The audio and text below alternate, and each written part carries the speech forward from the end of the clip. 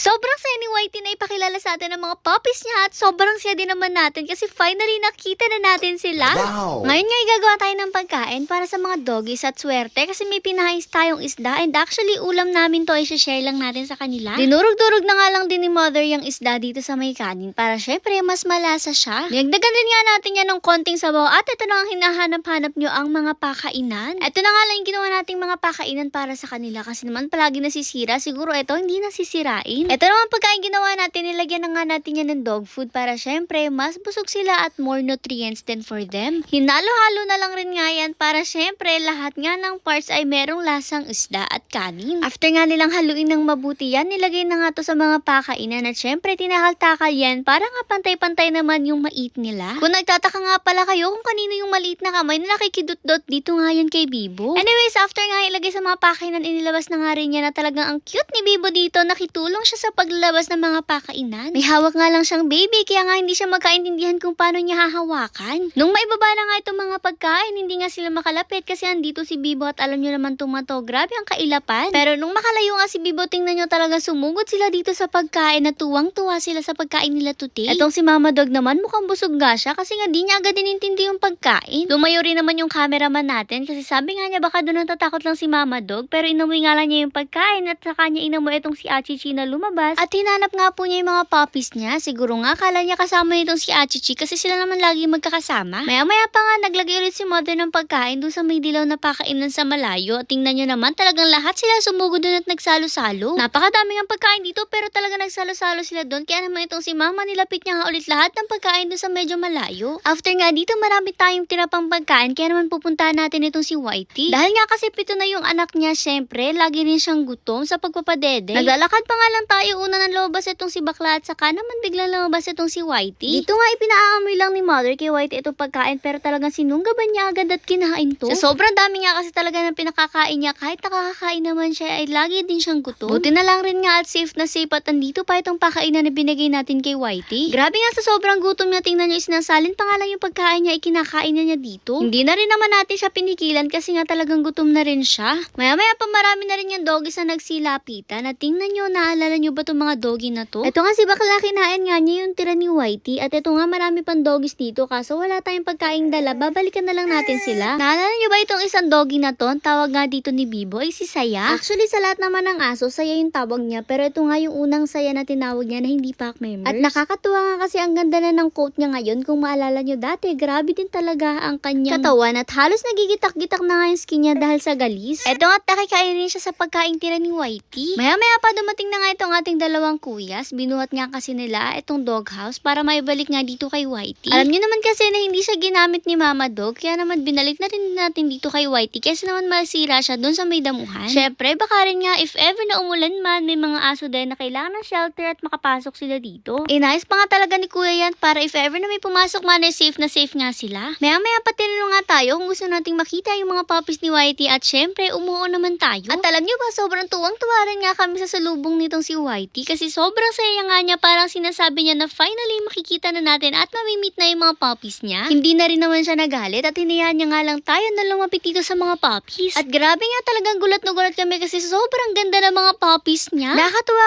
kasi syempre alam naman din natin si Whitey, sobrang itim niya. Pero tingnan nyo nga naman ang mga puppies niya. May black na black, meron rin ng golden brown, meron rin ng color caramel na kagaya ni Athena at merong sobrang puti. Grabe nga, hindi ko lubos maisip kung sino ba ang pumaba dito kay Whitey na sobrang ganto kagaganda ang kulay ng mga anak niya. Siguro nga iba-iba yung bumaba sa kanya kaya rin gantong iba-iba yung kulay ng mga junakis niya. Grabe rin nga talaga kahaba ang hair nitong si Whitey. Tingnan nyo nga, pikit na pikit pa ito mga puppies niya, talagang baby pa pero kita nyo naman medyo malalaki na rin nga sila tingnan. Siguro nga nilabas muna sila dito para nga rin siguro maarawan at syempre makalanghap ng fresh air. At nakakatuwa nga kasi finally na meet na natin sila.